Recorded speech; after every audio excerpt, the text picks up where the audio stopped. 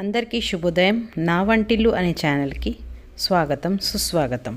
చిక్కుడుకాయ, వంకాయ, బఠానీలు, బంగాళదుంప కాంబినేషన్తో మిక్స్డ్ వెజిటేబుల్ ఎలా చేయాలో చూద్దాం.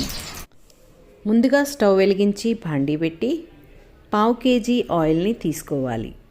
అందులో 2 టేబుల్ స్పూన్ జీలకర్ర, 2 టేబుల్ స్పూన్ ఆవాలు, కరివేపాకు, ఉల్లిపాయలను వేసి కొద్దిగా వేపాలి. ఈ రెసిపీ వచ్చేసి 50 to 60 మెంబర్స్ వరకు చేస్తున్నాము. ఇందులోకి ఓవర్ నైట్ నానబెట్టిన బఠానీలు ఒక 1/2 kgని తీసుకోవాలి. ఈ బఠానీలను కొద్దిసేపు నూనెలో వేయించుకోవాలి. ఈ రెసిపీ అయితే చాలా టేస్టీగా అవుతుంది. మనం ఎప్పుడన్నా భోజనాలు చేస్తే ఈ రెసిపీని తప్పకుండా చేసుకోండి. చాలా రుచిగా ఉంటుంది. దీంతో కాంబినేషన్ పప్పుచారు చాలా బాగుంటుందండి. ఈ స్టేజ్లో మనము బ్రాడ్ బీన్స్ అంటే చిక్కుడుకాయని వేసుకోవాలి.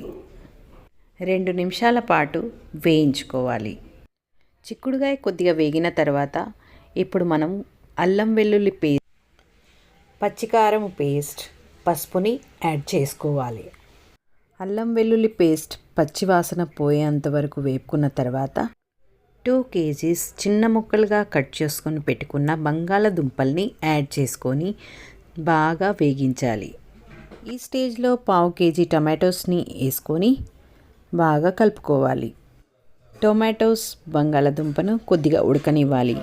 ఒక గరిటెతో బంగాళదుంపను ఒత్తి చూడండి. బంగాళదుంప ఒక 50% ఉడికింది అంటే మనం వంకాయల్ని యాడ్ చేసుకోవాలి. ఇప్పుడు అన్ని కూరగాయల్ని బాగా కలిపి అందులోకి 1 గ్లాస్ 2 గ్లాస్ వాటర్ని యాడ్ చేసి మూత పెట్టి ఉడకనివ్వాలి. ఒక 5 to 10 మినిట్స్ ఉడికితే చాలు. అంతే, వంకాయలు అయితే తొందరగానే ఉడికిపోతాయి. చూడండి కలర్ ఎంత బాగా వచ్చిందో. ఇందులో ఇప్పుడు కొంత నీరు ఉంది, అది దగ్గర పడేలా ఉడకనివ్వండి. ఫైనల్లీ దీంట్లో ధనియా పౌడర్, జీరా పౌడర్, గరం మసాలా పౌడర్, పల్లీలు నువ్వుల పౌడర్ని యాడ్ చేసి కొత్తిమీరతో గార్నిష్ చేసేయండి. అంతే, మిక్స్డ్ వెజిటేబుల్ కర్రీ రెడీ. ఒకవేళ మీకు ఈ వీడియో నచ్చినట్లయితే please like, share and subscribe my channel. Thank you for watching my video.